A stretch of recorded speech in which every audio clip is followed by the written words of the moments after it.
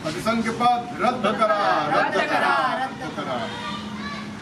सर्व नोकरीवर असलेल्या कर्मचाऱ्यांना नियमित करा, नियमित करा, नियमित करा. 11 महिन्याच्या कालावधीचा जे बॉन्ड आहे ते रद्द करा, रद्द करा. सर्वांना नियमित करा, नियमित करा. अधिसंख्यपद रद्द करा, रद्द करा. सेवानिवृत्त लोकांना पेन्शन, रेग्युलर पेन्शन मिळालीच पाहिजे.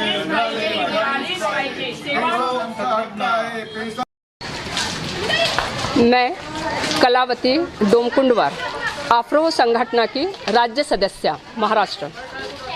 हमारे आदरणीय प्रदेश अध्यक्ष सहारकर सर, इनके अनुमति से मैं अपने कुछ ज्वलंत समस्याओं को यहाँ रखना चाहती हूँ। सर, 2017 में बहिरा का एक निकाल लगा। उस निकाल में सर पूर्व लक्ष्य आधार पर ये किसी पर लागू नहीं होता, ऐसा रहने के बावजूद भी सभी कर्मचारियों को इसमें घोटा गया। और उसके बाद में सर 6 जुलाई 2019 में महाराष्ट्र सरकार ने हमको अधिसंख्य पद पर डाला। और उस दिन, मैं तो कहूँ उसके पहले भी जो रिटायर हो चुके थे वे सब अब तक बिना पेंशन और बिना ग्रेजुएटी के रह रहे हैं। सर, ये बात मानते हैं कि हमको जीपीएफ वगैरह मिल गया है, लेकिन उतने से क्या होता है सर।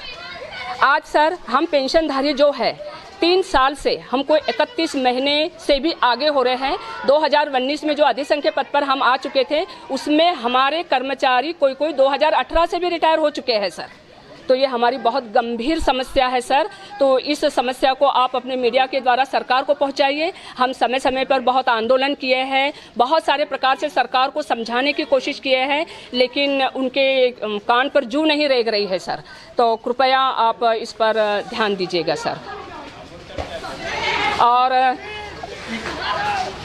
और आफ्रो संगठन में ऐसे और भी समस्याएं हैं सर। जैसे 2017 के बहिरा का जो निकाल लगा उसके बाद में कुछ सेवा में थे और कुछ सेवा समाप्त में थे, उनको सेवा में से निकाल दिया गया। कि जो सेवा में है उसको 11 महीने के कॉन्ट्रैक्ट पर रख दिया गया है। सर, ये भी तो एक अन्याय ही है ना सर। हालांकि उनको 11 महीने का पेमेंट 11 महीने पे रखा गया है तो वो पेमेंट पर है, लेकिन फिर भी अन्याय है सर। तो पेंशन वाले तो वैसे भी मर रहे हैं सर, भूखे मर रहे हैं, और कुछ लोग मर गए हैं सर। हम लोग जो विविध प्रकार के जो आंदोलन कर रहे हैं उसमें जो टीचर, जो जेंट्स हमारे साथ घूमते थे वो जा चुके हैं सर। अब उनकी विधवाएं हमारे साथ घूम रही है सर। क्या करें सर, बहुत समस्या है हमारी। हमारी यही मांग है सर, हमारी यही मांग है कि हमारी पेंशन लागू की जाए। और सर्वोच्च न्यायालय के अगर आप निकाल देखोगे तो ऐसे बहुत सारे रिजल्ट है सर कि पेंशन रोक नहीं सकते हैं सर। और फिर सरकार ने हमारे तरफ से 30-35 सालों तक सर्विस जो करवा ली ना है सर, और फिर हम सर्विस पर कैसे टिके कि ये सरकार ने हमको संरक्षित किया है सर। ऐसे अनेक शासन के निर्णय हैं जिनके बलबूते पर हमारे नौकरियां संरक्षित थी और उसके बलबूते पर हम नौकरियां करते रहे। इन्होंने हमसे नौकरियां करवा ली, फिर कहाँ से हम गलत है सर? क्या हम पेंशन के हकदार नहीं? हमको पेंशन नहीं मिलना चाहिए? आज हम लोग 60 के अबो हो चुके सर। अभी ये 33-31 महीने से हमको पेंशन और इतर अन्य लाभों से हमको रोका गया है। पेंशन जब से हम रिटायर हुए अभी हम 60 के ऊपर हो चुके। हमारे पास काम नहीं है। अगर काम मिला तो क्या हम काम कर सकते हैं?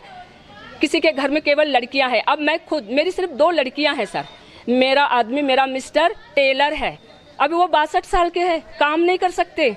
मेरा पेंशन अगर आएगा तो मैं मेरे 2 बेटियों का गुजारा कर सकूंगी। ऐसे ही हमारे साथ एक ऐसे कर्मचारी थे जो मेरे साथ घूमते थे, अब उनकी विधवा मेरे साथ घूमती है सर, उनके बच्चे भी है।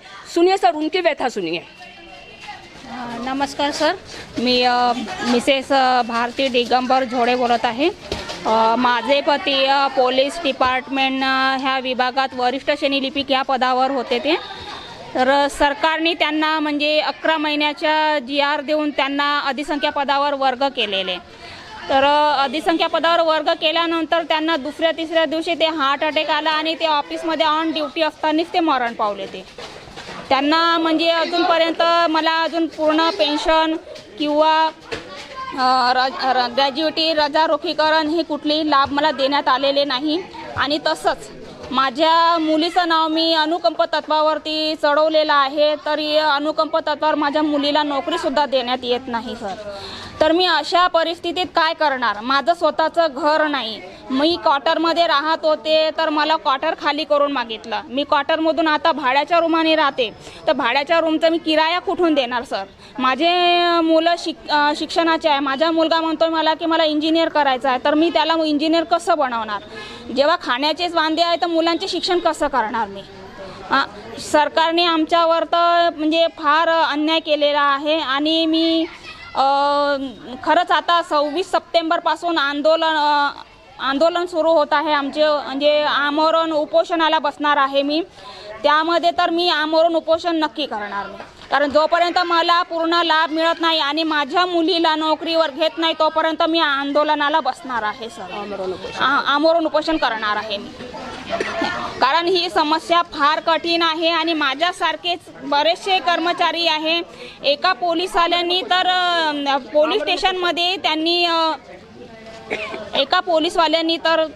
त्यांनी ऑन ड्युटी असताना पोलीस चौकीमध्ये आत्महत्या केलेली आहे ह्या सरकारच्या ह्या निर्णयावरून.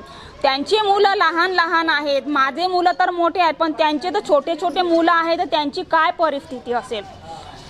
याच्यावरून सरकारने विचार करायला पाहिजे आणि सरकारने निर्णय घ्यायला पाहिजे की गरीब परिस्थितीमध्ये जे लोक आहेत त्यांना कसं काढायचं आणि कसं त्रास द्यायचं हे त्यांना समजायला पाहिजे. माझी एवढीच विनंती आहे की सरकारनं की ह्या अधिसंख्यापद रद्द केलं पाहिजे आणि जे 11 महिन्याची ज्यांना नोटीस मिळालेली आहे त्यांना सरळ सेवेत घेतलं पाहिजे. आणि जे कर्मचारी मृत्युमुखी पावले आहेत त्यांना पेन्शन, त्यांचे संपूर्ण लाभ आणि त्यांच्या मुलांना अनुकंप तत्वावर तर नोकरी देण्यात यावी.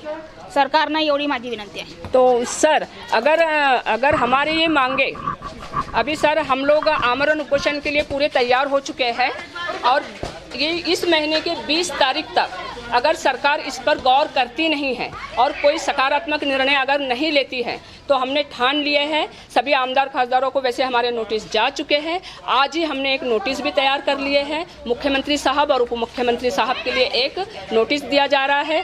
26 सितंबर से हम सब कलेक्टर ऑफिस के सामने आमरण उपोषण के लिए हमारी तैयारी हो चुकी है. और ये आमरण उपोषण सिर्फ नागपुर में नहीं, अक्सर पूरे महाराष्ट्र में हर जिले में है सर. तो इसके लिए हम तैयार हैं. वैसे भी हम मर रहे हैं सर, पेंशन नहीं, कुछ नहीं, हमारी अभी हालत नहीं है काम करने की, लोग मर रहे हैं. हम आमरण उपोषण के लिए वहाँ भी वैसे भी मर रहे हैं, वैसे भी मरेंगे सर.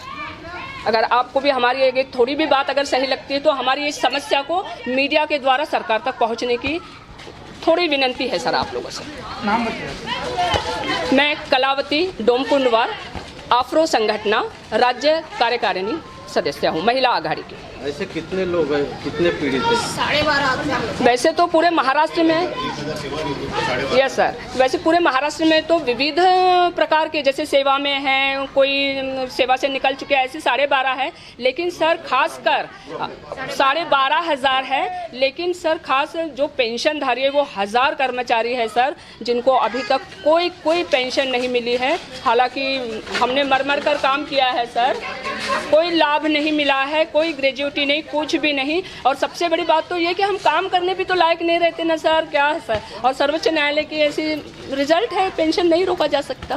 कितने महीने हो गए सर 31 महीने हो गए हैं कि हमारे 31-32 महीने हो गए हैं हमारे पूरे यानी पेंशन रोक दिए गए हैं 2019 से सर स्टॉप. और सर इसमें जिनको पेंशन मिल रही थी उनके भी रोक दिए गए सर. हालांकि 2018 में भी कुछ लोग पेंशन धारी थे, मिलने वाली पेंशन भी रोक दी गई.